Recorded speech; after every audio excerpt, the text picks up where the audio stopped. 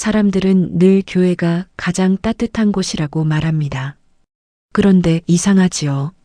세상에서 가장 차가운 눈빛을 저는 하나님 십자가 아래에서 처음 보았습니다. 누군가는 제 아들을 위해 기도한다고 했습니다. 하지만 그 기도 끝에는 늘 이런 말이 따라붙었습니다. 저 아이는 좀 위험한 것 같아요. 참 이상했습니다. 예수님은 죄인들과 함께 식사하셨다는데 사람들은 제 아들과 같은 식탁에 앉는 것조차 두려워했으니까요. 제 아들 요한은 사람을 죽였다는 의심을 받았습니다. 그리고 사건이 벌어진 날 이후 사람들은 죽은 아이보다 먼저 우리 요한의 눈빛을 이야기하기 시작했습니다. 원래 좀 이상했잖아. 뭔가 영적으로 눌린 애 같았어. 기도 많이 받아야 했는데.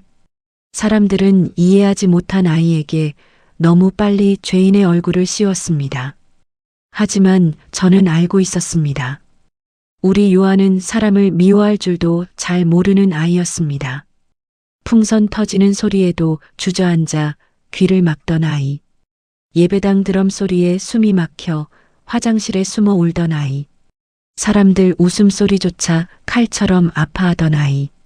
그런 아이가 정말 사람을 밀어 죽였을까요? 그날 밤까지는 저도 아니라고 믿었습니다. 정말 그날 밤까지는요. 그리고 저는 아직도 기억합니다. 비가 미친 듯이 쏟아지던 그 새벽 교회 수련원 뒤 공사장 앞에서 양손으로 귀를 막은 채 떨고 있던 제 아들의 첫마디를요. 엄마, 나 하나님한테 미움받는 애야? 그 순간 저는 깨달았습니다. 진짜 지옥은 사람이 죄인이 되는 순간이 아니라 스스로 버려졌다고 믿기 시작하는 순간부터 열린다는 거리요. 그리고 그날 이후 우리 모자는 하나님을 믿는 사람들 사이에서 가장 외로운 길을 걷게 되었습니다. 밤 10시 42분. 그 시간 이후 제 인생은 둘로 갈라졌습니다. 정확히 말하자면 한 통의 전화가 울리기 전과 그 전화가 끝난 후. 그 사이에는 단 12초밖에 흐르지 않았는데도 저는 그 짧은 순간에 이전의 저를 영원히 잃어버렸습니다. 낯선 번호였습니다. 수화기 넘어 남자의 목소리는 지나치게 차분해서 오히려 그게 더 무서웠습니다. 하네스더 권사님 되십니까? 지금 수련원 뒤편 공사장으로 바로 와주셔야겠습니다. 그 짧은 한 문장을 머리보다 심장이 먼저 알아챘습니다. 손끝이 차갑게 식어갔고 식탁 위 미역국에서는 여전히 김이 오르고 있었는데도 저는 갑자기 한겨울 한복판에 혼자 서 있는 기분이 들었습니다. 아들에게 줄 저녁이었습니다. 그날따라 요한이가 좋아하는 두부조림을 정성껏 졸여두고 학원 끝나는 시간을 기다리던 참이었죠. 그 평범한 식탁이 지금 돌이켜보면 우리 가족의 마지막 평온이었다는 걸 그때는 몰랐습니다. 차 키를 들고 뛰쳐나가는데 신발 한 짝이 자꾸 벗겨졌습니다. 빗물에 젖은 보도블록이 미끄러웠고 저는 2번이나 넘어질 뻔했습니다. 머릿속에는 오직 하나의 문장만 반복되고 있었습니다. 우리 요한이가 수련원에 도착했을 때 공사장 입구에는 이미 경찰차 2대가 서 있었습니다. 붉은 경광등 불빛이 빗물 고인 웅덩이 위로 번지고 있었는데 그게 꼭 피처럼 보여서 저는 한동안 발을 떼지 못했습니다. 사람들이 우산을 쓴 채 멀찍이 서서 구경하고 있었고 그중 몇은 분명 우리 교회 성도들이었습니다. 저와 눈이 마주치자 그들은 황급히 시선을 피했습니다. 그 회피하는 눈빛 하나가 어떤 말보다 더 잔인했습니다. 그리고 그 한가운데 제 아들 요한이가 있었습니다. 비를 그대로 맞으며 양손으로 두 귀를 꽉 막은 채 웅크리고 있었습니다.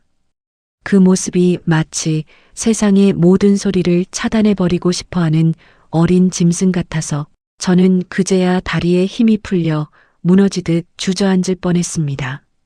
시끄러워. 너무 시끄러워. 요한이는 같은 말을 계속 중얼거리고 있었습니다. 우리 아이는 어릴 때부터 큰 소리를 견디지 못했습니다.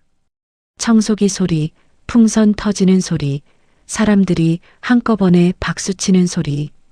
그런 것들이 우리 아이에게는 칼끝처럼 박혔습니다. 그래서 저는 늘 두 손으로 그 아이의 귀를 막아주는 사람이었습니다. 그런데 그날 밤 저는 어디에 있었던 걸까요?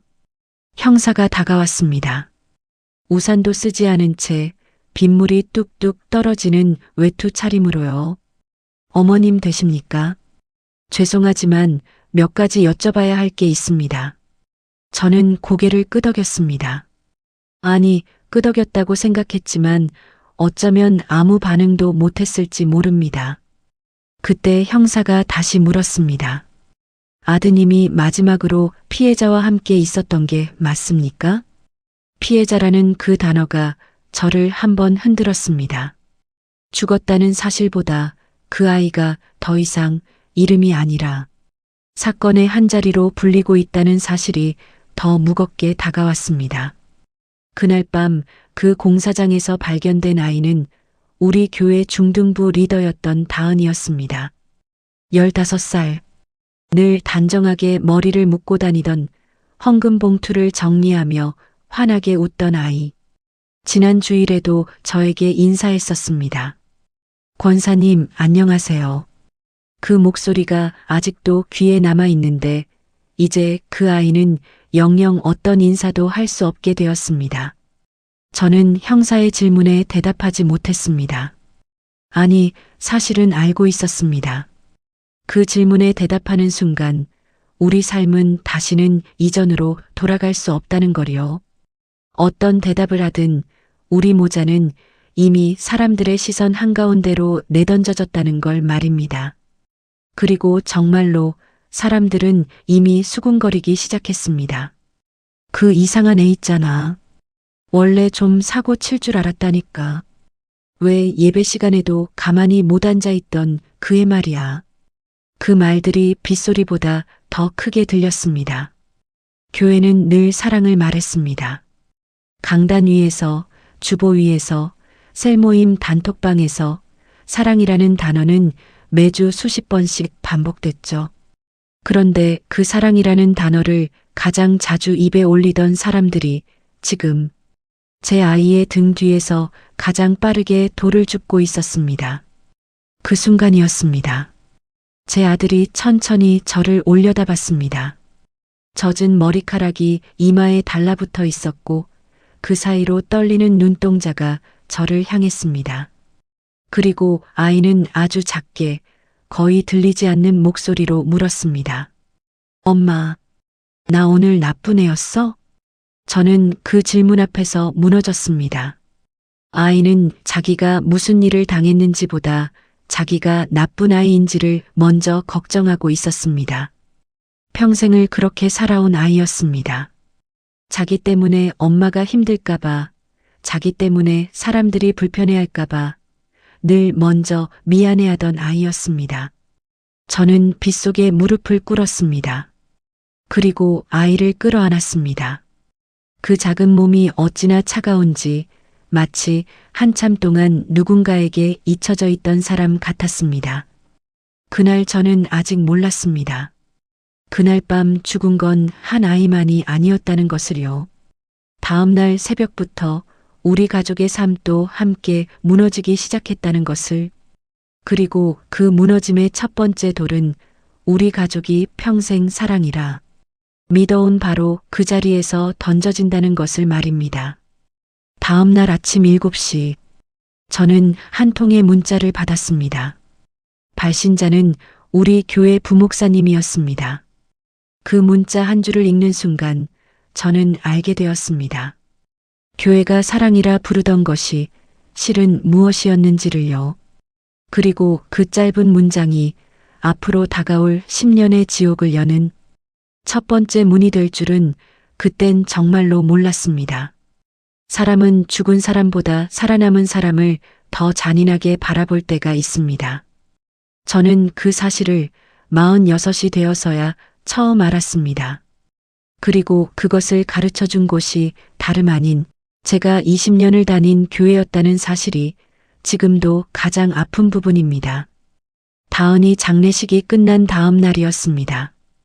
교회 본당에는 아직 국화향이 남아 있었고 강대상 아래에는 천국 환송 예배라고 적힌 흰 리본이 미처 치워지지 않은 채 그대로 놓여 있었습니다. 평소 같으면 새벽 기도를 마치고 권사실에서 차를 내리고 있을 시간이었지만 저는 그날 본당 뒷자리에 앉아 있었습니다. 어디로 가야 할지 몰랐기 때문입니다. 이상한 일이었습니다. 사람들은 다은이를 위해 울다가도 제가 지나가면 갑자기 목소리를 낮췄습니다. 그 침묵은 평범한 침묵이 아니었습니다. 일부러 만들어낸 침묵. 누군가에게 들으라고 만든, 그러나 동시에 들리지 않는 척하는 침묵이었습니다. 쉿! 저기 와. 요한 엄마래. 애가 원래 좀 위험했잖아. 그런 애들이 한번 터지면 무섭다고들 하더라고. 저는 그 순간 처음 느꼈습니다. 사람이 죄인이 되는 건 법정에서가 아니라 사람들 눈빛 속에서 먼저 시작된다는 거려. 판사의 망치보다 빠른 게 있다면 그건 교인의 시선이라는 것을 말입니다. 그리고 그 시선들은 차가운 게 아니라 오히려 따뜻한 척하는 미소를 띠고 있어서 더 무서웠습니다. 요한은 아무것도 모른 채 제 옆에 서 있었습니다. 검은 정장 소매가 길어서 자꾸 손등을 덮었고 아이는 그 소매 끝을 손가락으로 계속 만지작거렸습니다. 우리 아이가 불안할 때 하는 버릇이었습니다. 어릴 때부터 그랬습니다. 사람이 많은 곳에 가면 아이는 늘 자기 옷의 어딘가를 찾아서 만졌습니다. 그게 마치 세상과 자기 사이를 잇는 유일한 끈인 것처럼 말입니다. 조문객들의 목소리, 신발 끄는 소리, 누군가 훌쩍이는 소리, 진동으로 울리는 휴대폰 소리. 그 모든 소리들이 우리 아이에게는 동시에 쏟아지는 우박 같았을 겁니다. 요한은 어깨를 자꾸 움츠렸고 두 귀를 막았다가 다시 손을 내렸다가를 반복했습니다. 그때였습니다. 중등부 아이들 몇 명이 본당 뒤편에서 서로 팔꿈치를 쿡쿡 찌르며 작게 웃었습니다. 야, 살인자 지나간다. 아주 작은 목소리였는데 우리 요한은 그 소리를 들었습니다. 다른 모든 소음 속에서 그 한 문장만 정확히 들었습니다. 청각이 예민한 아이가 가장 듣지 말아야 할 단어를 가장 또렷이 듣고 만 것입니다. 아이는 그대로 얼어붙었습니다. 만지작거리던 소매 끝에서 손이 멈췄고 눈동자가 한 점에 고정됐습니다. 저는 급히 아이의 손을 잡았습니다. 요한아, 엄마랑 나가자. 우리 집에 가자. 하지만 아이는 움직이지 않았습니다. 그저 허공만 바라보다가 떨리는 목소리로 저에게 물었습니다. 엄마, 살인자가 뭐야? 그 질문이 제 심장을 찢었습니다. 17살 아이가 살인자라는 단어의 뜻을 묻고 있었습니다. 우리 아이는 그 단어를 몰랐습니다. 평생 누군가를 미워해 본 적이 없는 아이였기 때문입니다. 저는 입술을 깨물며 겨우 말했습니다. 아니야. 우리 요한이 그런 사람 아니야. 절대 아니야. 하지만 이상했습니다. 그 말을 하면서도 왜 제 마음 한구석이 함께 흔들리고 있었을까요? 어쩌면 저는 그 순간 아이를 향해 말한 게 아니라 제 자신을 향해 말하고 있었던 건지도 모르겠습니다. 엄마가 자기 아이를 의심하기 시작하는 순간 그건 이미 세상이 한번 이긴 것입니다. 그날 저는 졌다는 사실조차 모른 채 첫 번째 패배를 당하고 있었습니다. 집으로 돌아오는 길은 평소보다 멀게 느껴졌습니다. 우리 동네는 골목이 좁고 가로등이 듬성듬성한 동네였습니다. 그 어둑한 골목을 지나 다세대 주택 3층 우리 집 앞에 도착했을 때였습니다. 저는 그대로 멈춰 섰습니다. 현관문에 빨간 스프레이 글씨가 흘러내리고 있었습니다. 괴물을 데리고 교회 나오지 마. 핏물이 흘러내리듯 글씨가 번져 있었습니다. 마치 누군가 우리 집 문에 상처를 내고 그 상처에서 흐른 피가 그대로 굳어버린 것 같았습니다. 다리에 힘이 풀렸습니다. 손에 들고 있던 가방이 바닥에 떨어졌고 그 안에서 성경책이 쿵 하고 떨어지는 소리가 났습니다. 이상하게도 그 순간 가장 먼저 든 생각은 분노가 아니었습니다. 부끄러움이었습니다. 누가 볼까봐, 이 글씨를 누가 보고 또 수군거릴까봐 저는 본능적으로 주변을 두리번거렸습니다. 그리고 제 뒤에 서 있던 요한이 조용히 물었습니다. 엄마, 괴물은 하나님도 싫어해? 저는 대답하지 못했습니다. 우리 아이는 17회를 사는 동안 단 한 번도 누구를 괴물이라 부른 적이 없었습니다. 그런데 그 단어가 이제 자기 이름이 되어 있었습니다. 자기 집 문에 새겨져 있었습니다. 그날 밤 저는 처음으로 하나님께 화를 냈습니다. 새벽 2시 부엌 식탁에 엎드려서 소리도 못 내고 어깨만 들썩이며 울었습니다. 왜 하필 우리 아이였습니까? 왜 하필 이렇게 약한 아이였습니까? 평생 교회 봉사한 죄밖에 없는 제가 왜 이런 일을 당해야 합니까? 20년 동안 새벽기도 한 번을 빠진 적이 없는데 그 모든 기도가 다 어디로 갔습니까? 그런데 바로 그날 새벽 제 휴대폰 화면이 조용히 밝아졌습니다. 익명의 번호. 짧은 한 문장이 떠 있었습니다. 당신 아들은 혼자가 아니었습니다. 저는 그 문장을 3번, 4번 다시 읽었습니다. 그리고 답장을 보내려 했지만 발신자는 이미 사라진 뒤였습니다. 차단된 번호, 추적할 수 없는 번호. 그러나 누군가가 분명 알고 있었습니다. 그날 밤 우리 아이 곁에 다른 누군가가 있었다는 사실을요. 그리고 그 누군가는 지금 침묵하고 있다는 사실을 말입니다. 다음 날 아침 저는 한 가지를 결심했습니다. 그리고 그 결심은 제가 평생 한 번도 의심해 본 적 없던 한 사람의 이름을 처음으로 의심하게 만든 시작이었습니다. 믿음이라는 건 끝까지 흔들리지 않는 게 아니라 흔들리면서도 붙잡고 있는 거라는 걸 저는 그때 처음 알았습니다. 그리고 그것을 가장 먼저 가르쳐 준 사람이 다름 아닌 제가 평생 지키려 했던 제 아들이었다는 사실은 지금도 제 가슴을 가장 아프게 누르는 무게입니다. 전날 밤 받은 그 문자 한 줄. 당신 아들은 혼자가 아니었습니다. 그 문장은 잠들지 못한 새벽 내내 제 안에서 메아리 쳤습니다. 누가 보낸 걸까? 그 사람은 왜 침묵하고 있을까? 왜 하필 저에게 그 말을 흘렸을까? 그러나 그 모든 질문에 답을 찾기도 전에 우리는 다시 경찰서로 불려가야 했습니다. 조사실은 지나치게 밝았습니다. 형광등이 머리 바로 위에서 윙윙거렸고 그 소리가 마치 작은 벌떼가 천장에 갇혀 있는 것 같았습니다. 보통 사람에게도 거슬리는 그 소리가 우리 요한에게는 칼날이었습니다. 아이는 의자에 앉아 두 손을 깍지 끼고 그 손가락을 계속 꼬았다 풀었다 반복했습니다. 청바지 무릎 부분이 손바닥에 눌려 점점 짙어졌습니다. 마주 앉은 형사는 40대 중반쯤 되어 보이는 남자였습니다. 처음에는 부드럽게 시작했습니다.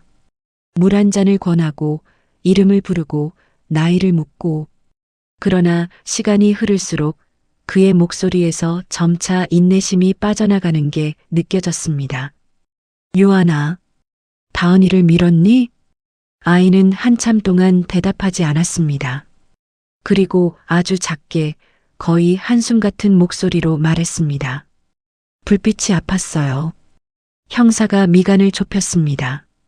불빛이 아팠다고? 그러니까 다은이한테 화가 났던 거야? 귀가 깨질 것 같았어요. 요한아, 묻는 말에 대답을 해야지. 화가 났던 거냐고. 트럭이 후진하는 소리가 너무 컸고 노란 등이 막 깜빡거려서 머리 안이 다 흔들리는 것 같았어요. 형사는 답답하다는 듯 펜을 내려놨습니다. 그가 한숨을 쉬며 저를 한번 쳐다봤을 때 저는 그 눈빛에 담긴 의미를 정확히 읽었습니다. 어머님, 아드님이 지금 본인을 보호하려고 횡설수설하는 거 아닙니까? 말로 하지는 않았지만 그 눈빛은 분명 그렇게 말하고 있었습니다. 하지만 저는 알고 있었습니다. 우리 아이는 변명하는 게 아니었습니다. 자기 안에서 터진 공포를 설명하고 있었던 겁니다. 우리 요한에게 공사장의 후진 경고음은 보통 사람이 듣는 그 단순한 삐소리가 아닙니다. 그건 머릿속에서 유리창이 깨지는 소리이고 가슴 안쪽에서 종이 한 장씩 찢어지는 소리입니다. 어릴 적부터 그랬습니다. 백화점 안내방송에도 결혼식장의 박수 소리에도 우리 아이는 늘 두 손으로 귀를 막고 그 자리에 주저앉았습니다. 그런데 그 사실을 어떻게 형사에게 설명할 수 있었을까요? 그 좁은 조사실 안에서 형광등은 윙윙거리고 형사의 펜은 책상을 두드리고 있는 그 상황에서 우리 아이가 얼마나 무서워하는 사람인지를 어떻게 증명할 수 있었을까요? 조사가 끝난 뒤 차 안에서 요한은 계속 창밖만 바라봤습니다. 신호등 빨간 불이 켜질 때마다 아이의 어깨가 작게 떨렸습니다. 빨간 불빛이 비추는 그 순간 그날 밤 공사장의 경광등이 다시 떠오르는 것 같았습니다. 저는 아이의 무릎에 손을 얹어 주었지만 그 손이 아이에게 위로가 되는지조차 자신할 수 없었습니다.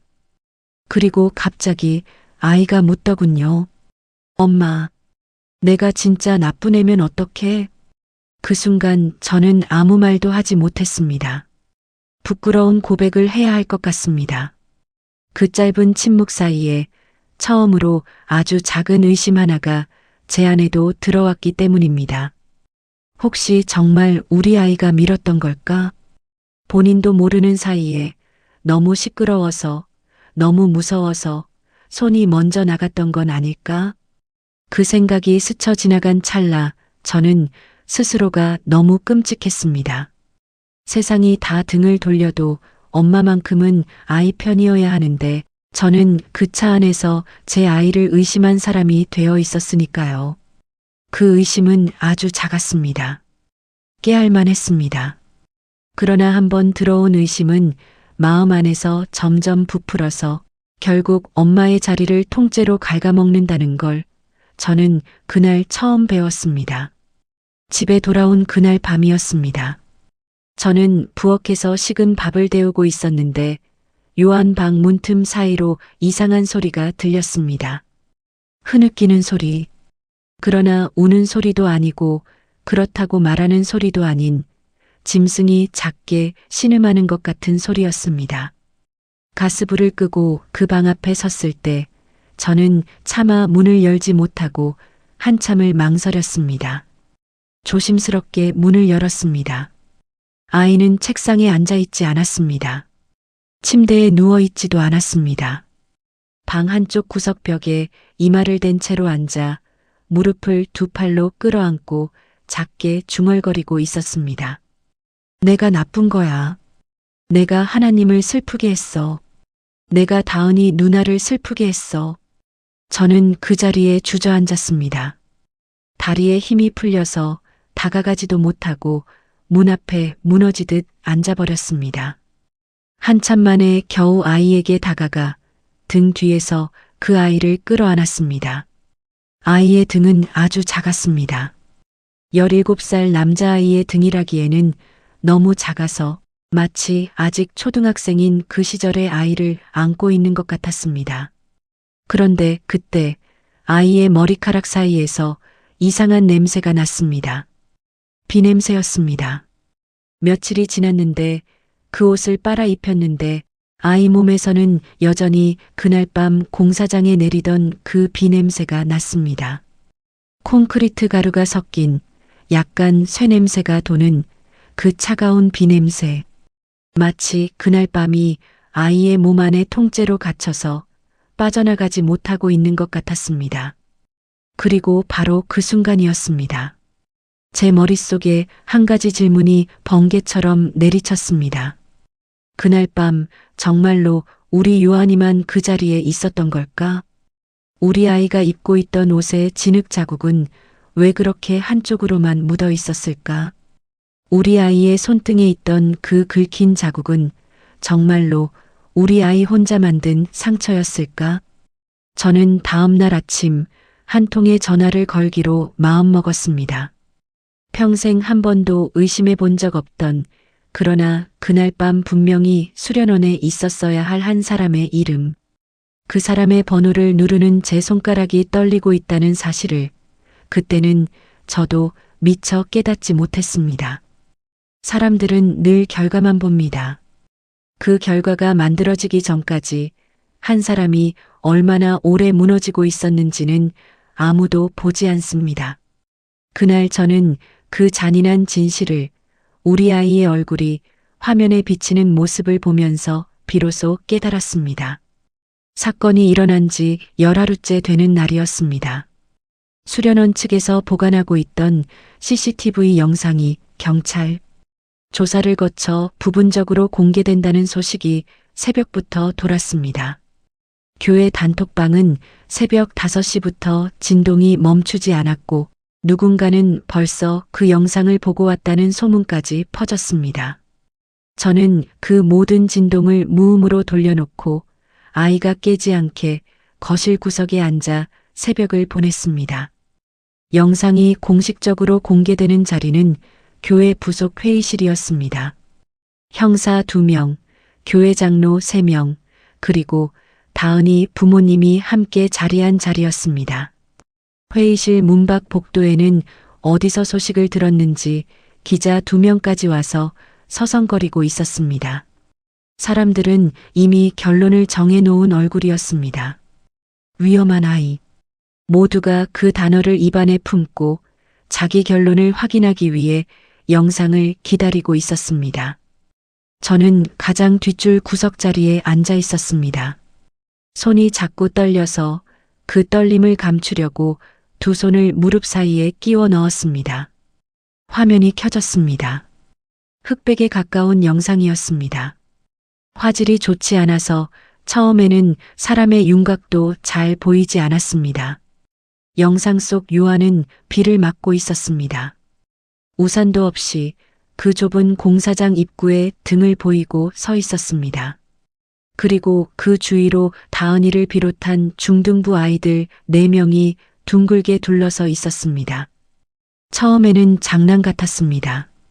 누군가 휴대폰을 들어 요한의 얼굴 가까이에 갖다 댔습니다. 플래시가 한 번 터졌습니다. 또 한 번, 또 한 번. 요한은 손으로 얼굴을 가렸습니다. 그러자 다른 아이가 박수를 짝짝 치면서 요한 옆으로 다가갔습니다. 박수 소리는 처음에는 1명이었지만 곧 4명이 동시에 박수를 치기 시작했습니다. 저는 화면을 보는 순간 알았습니다. 우리 아이에게 그게 무엇이었는지 말입니다. 보통 사람에게는 그저 장난 같은 박수 소리. 그러나 청각이 예민한 우리 아이에게 그건 머리 안에서 작은 망치 4개가 동시에 두개골을 두드리는 것과 같습니다. 플래시 빛은 또 어떻습니까? 우리 아이는 어릴 적부터 카메라 플래시가 터지면 한참 동안 시야가 하얗게 변해서 아무것도 못 봤습니다. 그래서 가족 사진을 찍을 때도 늘 마지막 차례였습니다. 미리 준비를 시키지 않으면 아이는 자기 눈이 멀어가는 줄 알고 패닉에 빠졌기 때문입니다.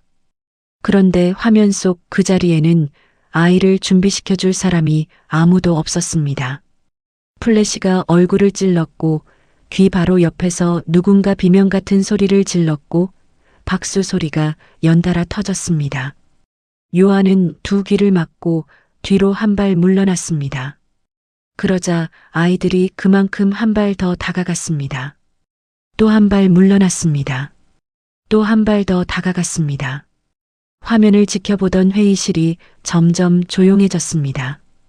처음 들어올 때만 해도 자기 결론을 들고 있던 사람들이 하나둘 입을 다물기 시작했습니다. 영상이 잠시 느려진 순간이었습니다. 형사가 그 부분을 일부러 슬로우 모션으로 돌려놓았기 때문입니다. 그리고 그때 사람들은 처음으로 보았습니다. 우리 요한의 얼굴이 정면으로 잡힌 그 순간을 말입니다. 요한의 눈에서 눈물 한 방울이 또르르 떨어지고 있었습니다. 비가 아니었습니다. 분명히 눈물이었습니다. 그 눈물이 빗물과 섞이면서 아이의 뺨을 타고 흘러내리고 있었습니다. 그 아이는 화난 얼굴이 아니었습니다. 누구를 미워하는 얼굴도 아니었습니다. 살려달라는 얼굴이었습니다. 입은 살짝 벌어져 있었고 눈은 초점을 잃어가고 있었으며 두 손은 여전히 귀를 막은 채 떨리고 있었습니다. 그 얼굴은 평생 누군가에게 미움받지 않으려고 애써온 한 아이가 결국 그 모든 노력이 무너지는 순간 짓는 얼굴이었습니다. 제 가슴이 그 자리에서 무너졌습니다. 우리 아이는 누군가를 공격한 게 아니라 자기에게 덮쳐오는 세상을 밀어내고 있었던 것입니다. 그 작은 손짓 하나는 공격이 아니라 비명이었습니다. 그러나 그 비명은 너무 작아서 사람들 귀에는 들리지 않았던 것뿐입니다. 영상이 끝나자 회의실은 한참 동안 조용했습니다. 그런데 바로 그때 회의실 문이 열리고 새로운 사람이 들어왔습니다. 이른이 넘어 보이는 노인이었습니다. 허리가 살짝 굽어 있었고 모자를 두 손으로 꼭 쥐고 있었습니다. 공사장에서 야간 경비를 서던 분이라고 했습니다. 그분은 형사 앞에 앉아 떨리는 목소리로 말했습니다. 내가 그날 밤 그 자리에 있었어요. 멀리서, 가로등 아래서 사람들이 일제히 그분을 바라봤습니다. 그의 얼굴은요, 사람 죽이려는 얼굴이 아니었어요. 내가 평생 별의별 사람을 다 봤지만 그런 얼굴은 처음 봤어요. 무슨 얼굴이었냐 하면 노인의 목소리가 조금 떨렸습니다. 오히려 살려달라는 얼굴이었소. 그 한마디가 회의실 공기를 한 번 더 흔들었습니다. 다은이 어머님은 두 손으로 입을 가렸고 장로 한 분은 시선을 바닥으로 떨궜습니다. 저는 그 순간 처음으로 사람들의 눈빛 속에 의심이라는 단어 대신 다른 무엇이 들어가 않는 것을 보았습니다. 그것은 미안함이었습니다. 그러나 그 미안함은 너무 늦었고 너무 작았습니다. 왜냐하면 세상은 그런 맥락에는 관심이 없기 때문입니다. 살려달라는 얼굴이었다는 한 노인의 증언은 위험한 아이라는 5글자보다 훨씬 길고 복잡합니다. 사람들은 긴 진실보다 짧은 결론을 좋아합니다. 그리고 그 짧은 결론은 이미 인터넷 어딘가에서 캡처되고 편집되어 돌아다니고 있었습니다. 그날 저녁이었습니다. 교회는 긴급 당회를 열었습니다. 안건은 단 하나. 하네스더 권사와 그 아들의 교적 처리에 관한 건. 저는 그 안건의 제목을 문서 한 장으로 받아들었습니다. 종이가 무거웠습니다. 종이 한 장이 그렇게 무거울 수 있다는 걸 그때 처음 알았습니다. 그리고 저는 그날 알게 되었습니다. 사람이 가장 잔인해지는 순간은 자기가 악할 때가 아니라 자기가 정의롭다고 믿을 때라는 거리요. 그들의 눈빛은 분노가 아니었습니다. 사명감이었습니다. 교회를 지켜야 한다는 사명감. 교회의 이름이 더 더러워지기 전에 우리를 잘라내야 한다는 거룩한 사명감 말입니다. 그러나 저는 그날 밤 한 장의 종이를 더 손에 넣게 됩니다. 익명으로 우리 집 우편함에 꽂혀 있던 한 장의 메모지. 거기에는 단 2줄이 적혀 있었습니다. 그 2줄을 읽는 순간 저는 우리 가족을 무너뜨린 사람이 누구인지 그리고 그 사람이 왜 그 자리에 있어야만 했는지를 처음으로 의심하게 되었습니다. 교회는 사랑을 말했지만 그날 회의실 안에는 사랑보다 돌멩이가 더 많았습니다. 그 돌멩이들은 손에 들려 있지 않았습니다. 사람들의 입술 안에, 눈빛 안에, 그리고 펼쳐놓은 성경책 갈피 사이에 숨겨져 있었습니다. 그래서 더 무서웠습니다. 돌이 보일 때보다 보이지 않는 돌이 더 깊은 상처를 남기는 법이기 때문입니다. 당회실은 길고 좁은 방이었습니다. 한쪽 벽에는 역대 담임 목사들의 사진이 줄지어 걸려 있었고 그 사진들이 마치 우리를 함께 내려다보고 있는 것 같았습니다. 긴 회의 탁자의 한쪽 끝에 저와 요한이 앉았고 반대쪽 끝에는 장로 7분, 권사 5분, 그리고 담임 목사 이재현 목사님이 자리했습니다. 회의 탁자가 그날따라 유난히 길어 보였습니다. 마치 우리와 저들 사이에 건너갈 수 없는 강 하나가 놓여 있는 것 같았습니다.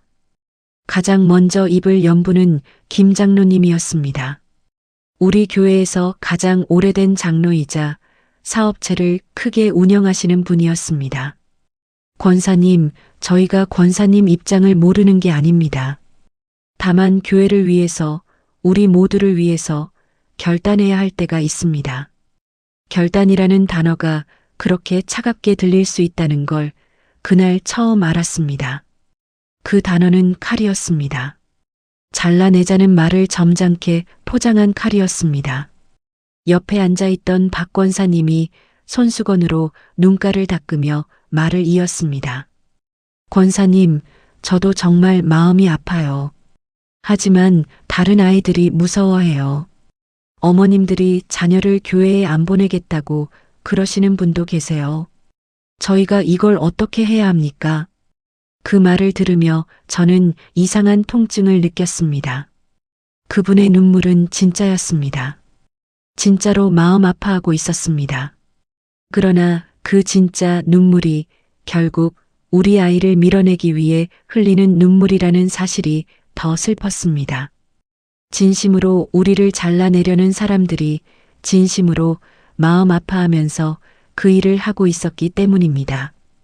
이상한 일이었습니다. 그 회의실 안에서 그 누구도 우리 요한이 그날 밤 얼마나 무서웠는지는 묻지 않았습니다. 그날 밤 우리 아이가 왜 그 공사장 입구에서 두기를 맞고 있었는지, 그 작은 어깨가 왜 그렇게 떨리고 있었는지는 누구의 안건에도 올라와 있지 않았습니다. 담임 목사 이재현 목사님은 한참 동안 침묵했습니다. 평소 강단에서는 그렇게 단호하시던 분이 그날은 자기 손등만 내려다보고 계셨습니다. 그리고 한참 만에 겨우 입을 열었습니다. 성도님들, 시간이 좀 필요합니다. 우리가 지금 너무 성급하게. 그 말이 끝나기도 전에 옆에 앉아있던 한 분이 언성을 높였습니다. 목사님, 지금 그의 편을 드시는 겁니까? 죽은 아이는 어떡합니까? 다은이 부모님 얼굴 보셨습니까? 목사님은 다시 입을 다물었습니다. 그분의 침묵을 저는 이해했습니다. 그분은 양쪽에 발을 걸치고 있었던 게 아닙니다. 그분도 두려웠던 겁니다. 자기가 한 발만 우리 쪽으로 옮기면 그 다음 표적이 자기가 된다는 걸 알고 있었던 겁니다. 그 순간 저는 깨달았습니다. 사람들은 예수님 이야기는 좋아하지만 정작 예수님이 않으셨을 사람은 불편해한다는 거리요. 우리 교회는 매주 성경 공부에서 가늠한 여인 이야기를 읽었습니다. 누구든지 죄 없는 자가 먼저 돌로 치라. 그 말씀에 모두가 아멘했습니다. 그러나 정작 그 여인과 같은 자리에 우리 아이가 놓이자 그 아멘은 한순간에 돌이 되었습니다. 그것도 가장 정중하고 가장 거룩하고 가장 미안한 표정으로 던져지는 돌이었습니다. 회의는 결론을 내리지 못하고 끝났습니다. 그러나 모두가 알고 있었습니다. 그 결론은 이미 정해져 있고 절차만 남았다는 것을요. 집으로 돌아오는 길, 요한은 한마디도 하지 않았습니다. 우리 아이는 차에서 내리자마자 자기 방으로 들어가 문을 잠갔습니다. 노크를 해도 대답이 없었고 저녁을 차려도 나오지 않았습니다. 저는 식탁에 차린 음식을 그대로 식혀놓은 채 그 방문 앞에 한참을 앉아 있었습니다. 새벽 2시쯤이었습니다. 방 안에서 흐느끼는 소리가 들렸습니다. 그리고 잠시 후 그 소리마저 사라졌습니다. 그 사라진 침묵이 더 무서웠습니다. 저는 더는 참지 못하고 여분의 열쇠로 문을 열었습니다. 방 안에 유아는 없었습니다. 침대는 비어 있었고 옷장 문은 열려 있었으며 화장실 문도 열려 있었습니다. 가슴이 철렁 내려앉았습니다. 그런데 잠시 후 베란다 쪽에서 작은 인기척이 들렸습니다.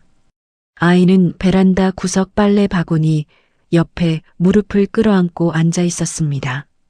저를 보고도 고개를 들지 않았습니다. 아이를 겨우 달래 다시 방으로 들여보낸 뒤 저는 책상 정리를 핑계 삼아 그 방에 잠시 더 머물렀습니다. 그때 책상 모서리에서 작은 공책 하나를 발견했습니다. 손바닥 2개만 한 작은 노트. 표지에는 우주선 스티커 하나가 반쯤 떼어진 채로 붙어 있었습니다. 우리 아이가 초등학교 4학년 때 좋아하던 스티커였습니다. 그 스티커가 아직도 그 공책 위에 살아 있었다는 사실이 왜인지 가슴을 한 번 더 찔렀습니다. 저는 떨리는 손으로 첫 장을 펼쳤습니다. 아이의 글씨였습니다.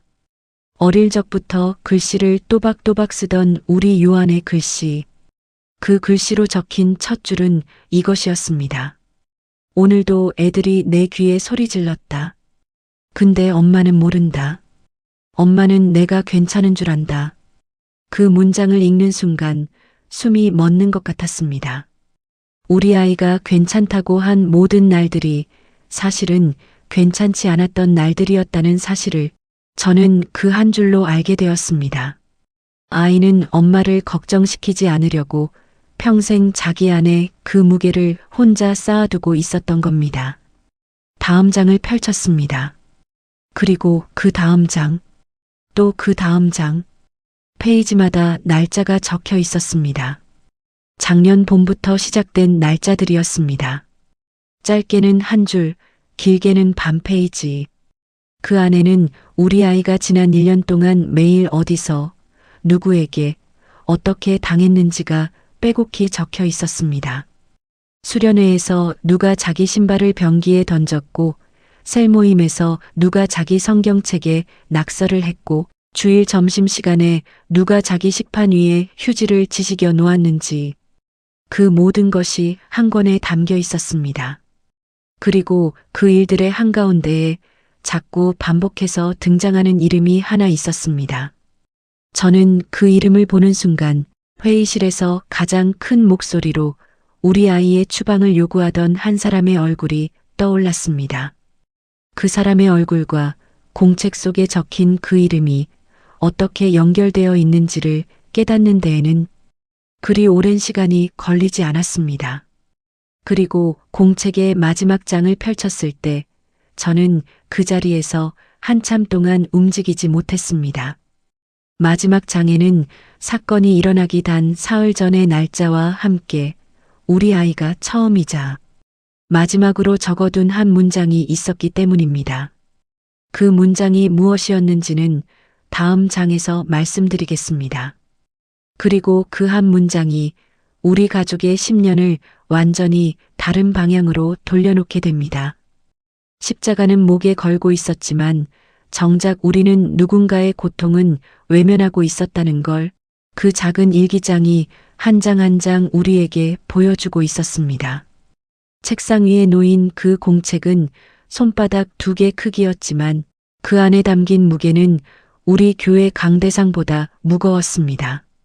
저는 그 자리에 무릎을 꿇은 채로 일기장을 한 장 한 장 넘겼습니다. 페이지마다 글씨가 조금씩 달랐습니다. 어떤 날은 또박또박, 어떤 날은 흐트러진 글씨로, 어떤 날은 단 한 줄만.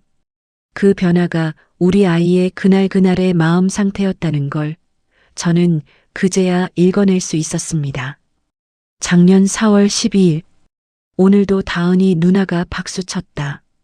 셀 모임에서 다른 애들이 따라했다. 귀가 찢어질 것 같았다. 화장실에 가서 한참 앉아 있었다. 누나는 왜 자꾸 그러는 걸까? 5월 3일. 예배 시간은 무섭다. 큰 스피커가 무섭다. 근데 하나님은 찬양을 좋아한다니까 참아야 한다. 참는 게 믿음이라고 했다. 그러니까 참아야 한다. 7월 22일. 수련회에서 내 신발이 변기에 들어가 있었다. 누가 그랬는지 안다. 근데 말하지 않았다. 말하면 엄마가 또 울 거니까. 9월 16일. 나는 왜 남들처럼 못 웃지? 왜 박수 소리에 자꾸 손이 떨리지? 하나님이 나를 만드실 때 한 군데를 잘못 만드신 걸까? 그러면 하나님한테 미안해해야 하는 걸까? 내가 미안해해야 하는 걸까? 한 줄, 또 한 줄. 그 작은 글씨마다 우리 아이가 혼자 견뎌온 밤들이 매달려 있었습니다. 일기장은 단순한 일기장이 아니었습니다. 그건 아이가 자기 혼자 짓고 살아온 작은 감옥의 설계도였습니다. 그리고 그 감옥의 열쇠는 늘 엄마인 제 손 안에 있었는데 저는 그 사실조차 모르고 매일 그 집 옆을 지나다닌 사람이었던 겁니다. 저는 일기장을 붙든 채 울었습니다. 손등이 젖고 종이 한쪽 모서리가 눈물에 번지는데도 멈출 수가 없었습니다. 엄마라는 사람이 자기 아이가 1년 동안 살아낸 지옥을 단 한 번도 알아채지 못했다는 사실. 그 사실 앞에서 저는 권사도 어른도 아무것도 아니었습니다. 그저 늦어버린 사람이었습니다. 그런데 가장 충격적이었던 건 일기장 중간쯤에서 나온 한 줄이었습니다. 사건이 일어나기 정확히 사흘 전의 날짜였습니다. 오늘은 다은이 누나도 울고 있었다. 화장실 뒤편에서 누나 팔에 멍이 있었다. 길게 있었다. 누나가 나한테 미안하다고 했다. 처음이었다. 누나도 누가 때리는 걸까? 그 문장을 읽는 순간 저는 얼어붙었습니다. 손에 들고 있던 일기장이 한쪽으로 기울어졌고 다음 페이지가 저절로 펄럭이며 넘어갔습니다. 다은이 역시 상처 입은 아이였던 겁니다. 우리 교회 중등부 리더, 늘 단정하게 머리를 묶고 헌금 봉투를 정리하던 그 아이. 어른들 앞에서는 늘 환하게 웃던 그 아이도 누군가에게는 자기 팔에 멍을 새겨가며 살아가고 있었던 겁니다. 그 멍이 어디서 왔는지는 일기장에 적혀 있지 않았습니다. 우리 요한이 그것까지는 묻지 못했기 때문입니다. 그러나 그 한 줄로 저는 알게 되었습니다. 이 이야기에 완전한 괴물은 없었다는 것을요. 상처 입은 아이들이 서로를 찌르며 울고 있었던 거였습니다.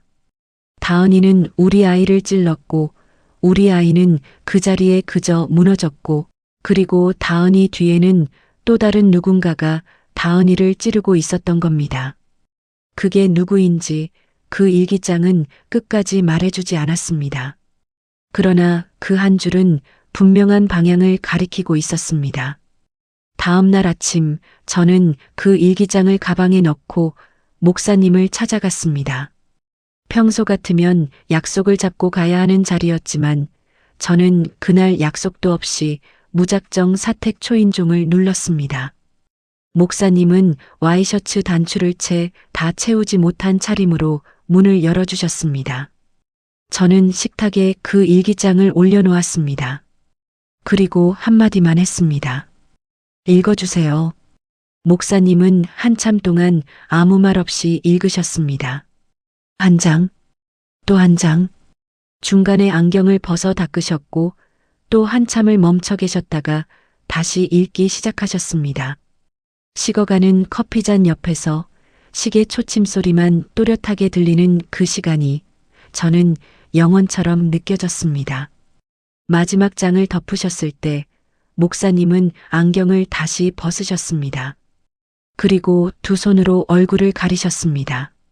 한참 만에 그 손을 내리셨을 때 그분의 두 눈은 붉게 충혈되어 있었습니다. 권사님,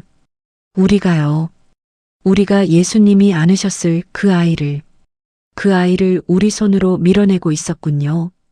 그분의 목소리는 떨리고 있었습니다. 평생 강단에서 사랑이라는 단어를 수천 번 외친 사람이 그날 처음으로 그 단어 앞에서 무너지는 모습을 저는 보았습니다. 그러나 그 회개는 너무 늦어가고 있었습니다. 왜냐하면 그날 오후에 교회 단톡방에는 이미 공지가 올라와 있었기 때문입니다. 다음 주 주일 오후 공개 징계위원회 개최, 의제, 하네스더 권사 가정에 대한 권징 절차 진행의 건. 그 공지를 보는 순간 저는 알았습니다. 일기장 한 권은 이미 굴러가기 시작한 바퀴를 멈추기에는 너무 작은 종이었다는 것을요. 그러나 더 무서운 일은 그날 밤 우리 집 안에서 일어났습니다. 저녁을 차려도 요한은 밥을 거의 입에 대지 않았습니다. 숟가락을 들었다 놓았다 하던 아이는 한참 만에 저를 한번 쳐다봤습니다. 그리고 아주 작은 목소리로 마치 오래전부터 준비해둔 질문을 꺼내듯이 말했습니다. 엄마, 응? 우리 요한이 나 없어지면 다 편해질까? 숟가락을 들고 있던 제 손이 그대로 멈췄습니다. 숨이 쉬어지지 않았습니다. 가슴 안쪽 어딘가에서 평생 들어본 적 없는 무게가 한꺼번에 내려앉는 것 같았습니다. 저는 그 자리에서 한참을 움직이지 못했습니다. 그리고 천천히 식탁을 돌아 아이에게 갔습니다. 아이 옆 의자에 앉아 그 작은 어깨를 안았습니다. 아이는 안긴 채로 아무 말도 하지 않았습니다. 저도 한참 동안 아무 말도 못했습니다. 어떤 말을 해야 그 질문에 대한 답이 될 수 있을지 저는 그날 알지 못했습니다. 겨우 입을 열었을 때 저는 이렇게 말했던 것 같습니다. 요한아, 엄마는 내가 없는 세상은 살 수 없어. 그러니까 그런 말은 두 번 다시 하지 마. 알겠지? 아이는 고개를 끄덕이지도 가로젓지도 않았습니다. 그저 제 어깨에 이마를 살짝 기댄 채 숨만 작게 쉬었습니다. 그 숨소리가 너무 작아서 저는 그날 밤 내내 아이 방 앞에 앉아 그 숨소리를 듣고 있었습니다. 그리고 다음 날 아침 저는 마음먹었습니다. 더는 기다리지 않겠다고요. 교회의 회개도 사람들의 양심도 더 이상 기다리지 않겠다고 말입니다. 저는 그날 오후 일기장에 가장 자주 등장하던 한 사람의 집 앞에 서 있게 됩니다. 그 사람의 문을 두드리는 순간 우리 가족이 10년 동안 갇혀있게 될 진실의 첫 번째 자물쇠가 비로소 열리기 시작합니다. 징계위원회가 열린 날 교회는 꼭 법정 같았습니다. 평소 환영의 인사가 오가던 그 입구는 그날따라 유난히 좁아 보였고 안내 데스크에 놓여있던 환영 카드는 어느새 치워져 있었습니다. 우리 모자가 들어서는 순간 본당 옆 대회의실로 향하는 복도의 공기가 한 톤 가라앉는 것을 저는 분명히 느꼈습니다. 사람들은 우리를 바라보며 고개를 숙였습니다. 평생 인사를 나누던 사람들이었습니다. 함께 김장을 하고 함께 부흥회를 다니고 우리 아이들 100일과 돌을 함께 챙겨준 사람들이었습니다. 그런데 그날 그들은 아는 사람을 모른 척하는 가장 정중한 방식으로 우리를 외면했습니다. 누군가는 시선을 바닥에 떨궜고 누군가는 일부러 휴대폰을 들여다봤고 또 누군가는 대놓고 혐오를 감추지 않은 채 우리를 위아래로 훑쳤습니다. 대회의실 안은 이미 가득 차 있었습니다.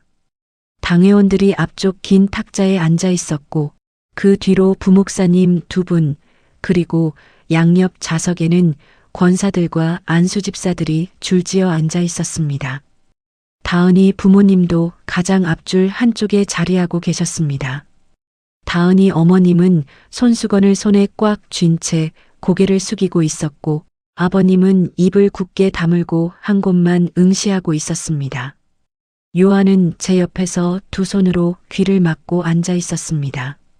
회의실 천장의 환풍기 소리, 누군가 노트를 펼치는 소리, 종이를 만지는 소리, 그 모든 작은 소리들이 우리 아이에게는 칼끝으로 느껴졌을 것입니다. 아이의 옆모습이 너무 작고 외로워 보여 저는 차마 그 손을 놓을 수가 없었습니다. 한 손은 아이의 무릎 위에 얹어두고 다른 한 손에는 가방 속에 넣어둔 일기장이 들어 있었습니다. 회의가 시작되자 가장 먼저 발언한 사람은 어제와 같은 김 장로님이었습니다. 그분은 미리 준비해 온 종이 한 장을 꺼내 들고 말씀하셨습니다. 성도님 여러분, 저희가 이 자리를 오래 끌고 싶지 않습니다. 결론부터 말씀드리겠습니다. 하네스더 권사 가정의 자녀, 한유한 학생은 우리 공동체에 위험합니다. 그래서 저희는 권면합니다. 자진해서 교적을 옮겨주시기를. 자진. 그 단어 하나가 그날의 모든 거짓말을 압축하고 있었습니다. 자진하라는 말은 우리가 스스로 나가지 않으면 우리를 끌어내겠다는 가장 점잖은 통보였습니다. 그것은 교회 회의록에 차마 추방이라는 단어를 적기 싫었던 어른들의 마지막 방어선이었습니다. 그 순간 제 안에서 무언가가 끊어졌습니다. 20년이었습니다. 이 교회를 위해, 이 공동체를 위해 제가 보낸 시간이 20년이었습니다. 그 20년 동안 한 번도 빠지지 않았던 새벽기도, 한 번도 거절하지 않았던 봉사, 한 번도 미루지 않았던 헌금. 그 모든 것이 그 한마디 자진 앞에서 그날 그 회의실 바닥으로 한꺼번에 쏟아져 내렸습니다. 그러나 무너지는 것은 그 시간들이 아니었습니다. 무너지면 안 되는 것이 제 옆에서 두 귀를 막은 채 작게 떨고 있는 아이라는 사실, 그 사실이 저를 일으켜 세웠습니다. 저는 자리에서 일어났습니다. 손이 떨려서 가방 속에서 일기장을 꺼내는 데에도 시간이 걸렸습니다. 작은 우주선 스티커가 붙은 그 공책을 두 손으로 받쳐들었을 때 회의실 안의 모든 시선이 그 공책 위에 모였습니다. 저는요, 제 아이가 죄가 없다고 말하려고 일어선 게 아닙니다. 회의실이 조용해졌습니다. 우리 아이는 그날 밤 분명히 그 자리에 있었습니다. 우리 아이가 그날 밤 어떤 손짓을 했는지 그건 영상이 다 보여졌습니다. 저는 그걸 부정하려고 이 자리에 선 게 아닙니다. 목소리가 떨렸습니다. 저는 한 번 숨을 고르고 다시 입을 열었습니다. 하지만 한 가지만 묻고 싶습니다. 왜 우리는요? 왜 우리는 예수님보다 먼저 이 아이를 버리려고 합니까? 그 한 문장이 나간 순간 회의실의 공기가 한 번 더 가라앉았습니다. 2000년 전에요. 한 무리의 사람들이 한 여자를 끌고 와서 예수님 앞에 세웠습니다. 돌을 들고 있었습니다. 정당했습니다. 율법에 적혀 있었으니까요. 그런데 예수님은요, 그 율법보다 한 사람을 먼저 보셨습니다. 그래서 그 자리에 있던 사람들은 다 돌을 내려놓고 한 명씩 떠났습니다. 그게 우리가 매주 읽는 이야기 아닙니까? 그런데 오늘 이 자리에서요. 우리는 그 돌을 내려놓는 사람들입니까? 아니면 그 돌을 가장 먼저 던지는 사람들입니까?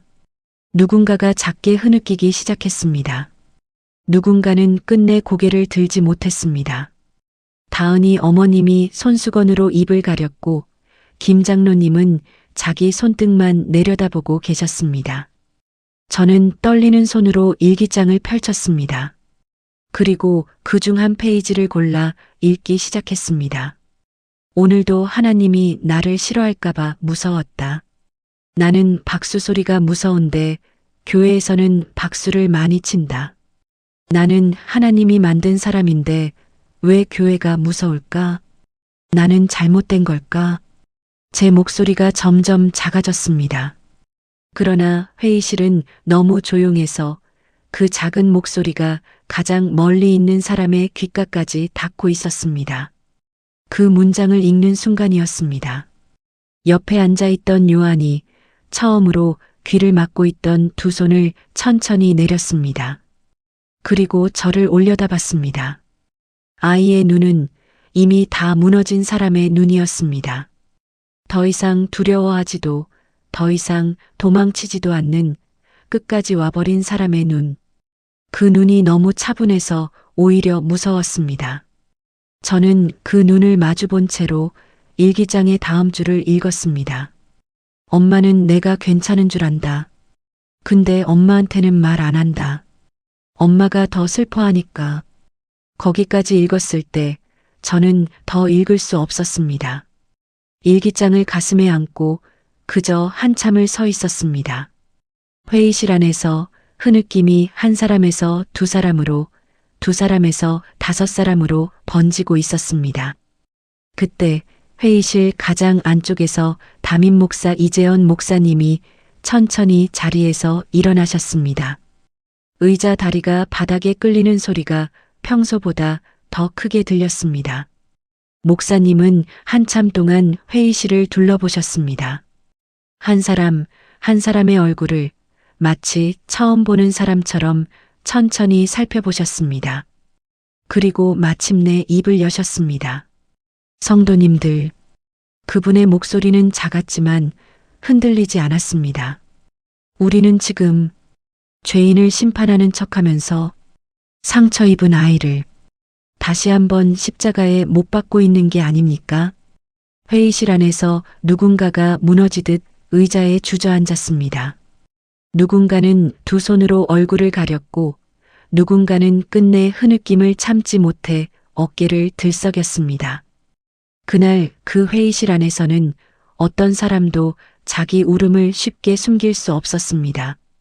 그러나 그 회의가 끝나고 며칠 뒤 우리 가족은 결국 그 교회를 떠나게 됩니다. 회개의 눈물은 진짜였지만 그 진짜 눈물이 우리의 자리를 되돌려주지는 못했기 때문입니다.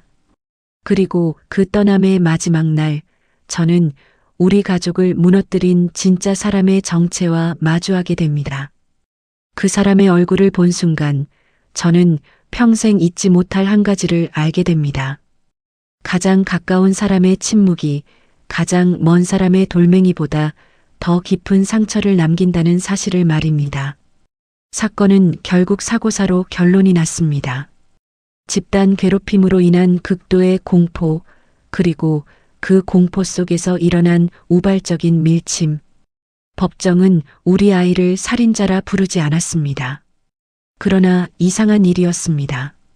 판결문 한 장이 우리 아이의 죄명을 지워주었는데도 우리 삶의 어떤 부분은 그 판결 이후에도 도무지 원래대로 돌아오지 않았습니다. 판결은 끝났지만 삶은 끝나지 않았던 겁니다.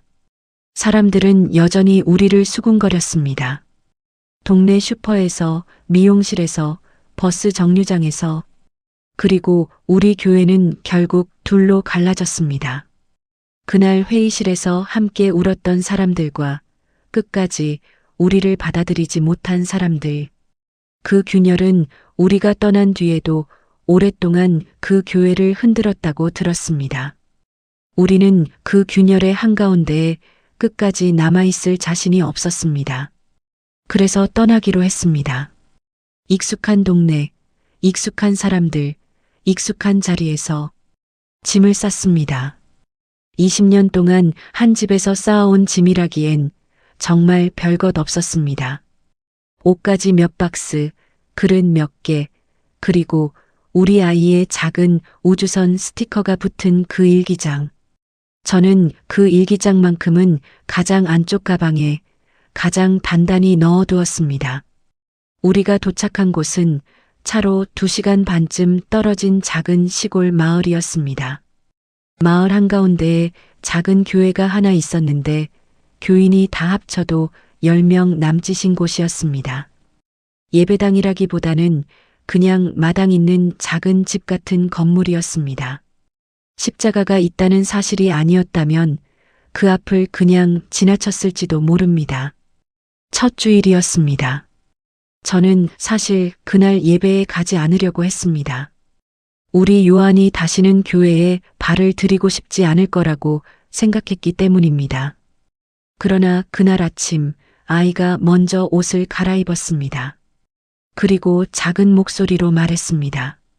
엄마, 가보자. 저는 그 한마디에 가슴이 또 한 번 무너졌습니다.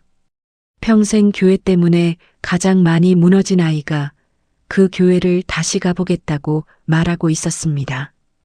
그것은 아이의 회복이 아니었습니다. 아이가 자기 엄마를 사랑하는 방식이었습니다.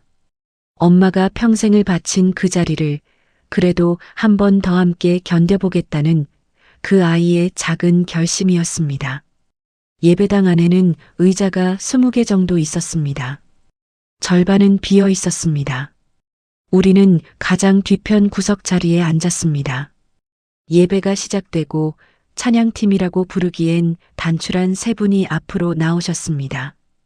기타 한 분, 키보드 한 분, 그리고 드럼 한 분. 첫 곡의 전주가 시작된 순간 드럼이 첫 박을 쾅 하고 두드렸습니다. 요한이 다시 두 손으로 귀를 막았습니다. 저는 순간 심장이 철렁 내려앉았습니다. 또 시작이구나. 또 그 모든 게 반복되겠구나. 자리에서 일어나 아이를 데리고 나가야겠다고 생각하며 가방을 들었을 때였습니다. 그때 강대상 옆 작은 의자에 앉아있던 백발의 노 목사님. 한 분이 조용히 일어나 우리 쪽으로 걸어오셨습니다. 키가 작고 허리가 살짝 굽은 분이었습니다. 손에 무엇인가를 꼭 쥐고 계셨습니다. 노 목사님은 우리 옆에 앉으셨습니다. 아무 말도 하지 않으셨습니다. 그저 손에 쥐고 계시던 작은 물건 하나를 요한의 손바닥 위에 가만히 올려놓으셨습니다. 작은 이어플러그 한 쌍이었습니다. 오래된 청가방 안에서 각 꺼낸 듯한 새 것이었습니다.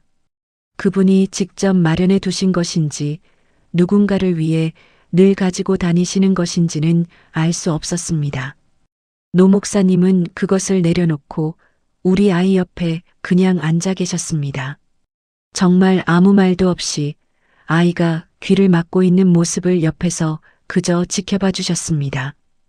그분은 우리 아이에게 괜찮냐고 묻지 않으셨습니다. 진정하라고도 하지 않으셨고 일어나서 예배에 집중하라고도 하지 않으셨습니다. 그저 함께 있어 주셨습니다. 이상한 일이었습니다. 그 침묵이 우리 아이가 평생 들어본 그 어떤 설교보다 더 큰 위로였습니다. 우리 요한은 그 이어플러그를 한참 손에 쥐고만 있다가 조심스럽게 귀에 꽂았습니다.